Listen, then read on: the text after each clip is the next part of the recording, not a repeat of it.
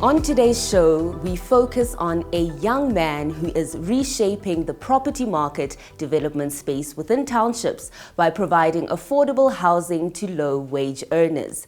Leroy sits with the CEO of Bizz House. Before I went into property development, I was an accountant. I'm an accountant by profession. So I studied, I have 4 qualifications, and as I practiced in an accounting field, I then realized that property is one of the safest asset classes that you can go into, because I had seen that with my clients, and they were in different. I dealt with different clients from different fields, and then I realized that property is the safest asset that you can go into. It's a tangible asset that the banks they also trust more than any other business out there. They're more comfortable funding a property business or a property investment than any other business. So I realized that, and then I studied the property market. Then I realized that property development is the most profitable, consistent, and you can actually tell from the word go to say how much you're going to make. So you can predict your returns before you even put a rent into your development itself. So then I realized that, okay, this is consistent, this is very profitable, and then that's when I decided to go into that. Now, your focus has been primarily within the township areas, developing affordable housing for a lot of people. Why is that the case? Growing up, I grew up in a squatter camp. I was raised by a single parent, and you look at the surrounding around you. So when you're in the township, for instance, what are your choices?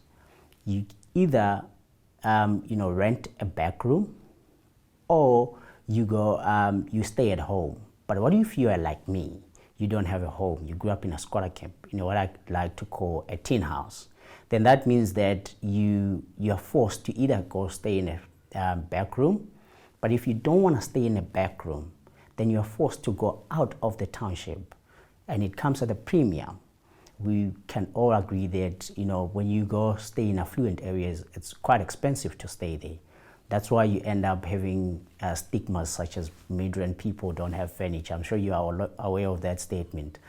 It's not that people don't want to have furniture. It's because, the statistics, they also tell us that majority of our population of South Africa, over 75% of the population of South Africa, they earn less than 15,000 rand per household, making it very difficult for people to live in affluent areas or afford comfortably to live in affluent areas. So as a result, people now, they suffocate financially when they stay in these affluent areas. So there's a huge gap in terms of the low end market and the medium to high end market. So that gap is left uncatered for. That's where we decided to, cater for that market, where we bring, these affordable, but we restore our people's dignity. That's the most important thing, by giving them a secured, comfortable living space for them to live in. Now, having said that, what are some of the obstacles that you've encountered? The biggest obstacle, obviously, that because of my skin color and my background, we are previously disadvantaged. We still are disadvantaged as well. So, when you are black, you come from a poor background, and my parents don't have money. They don't have connections. They don't have asset as collateral that we can use to the bank in order for the bank to give us more money.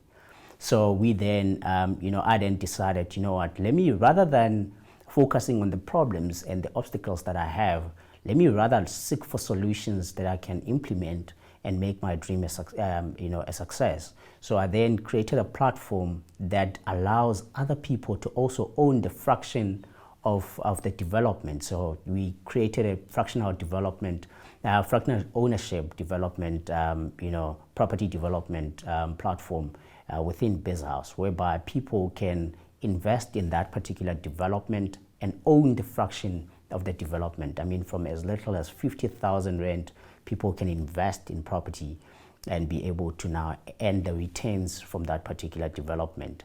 Ordinarily, with 100,000 rand, you can't even buy land in Gauteng.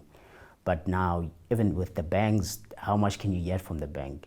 But when you have now using this vehicle of which is a property development that now gives you a fraction of the ownership. So you ordinarily you can't invest in property development, let alone buy property or land. But now with 100,000 rand, you can now own fraction of the ownership of the particular development that we are developing in the township to restore our people's dignity and also to create a platform and to break the barrier into entry into property investment, particularly property development.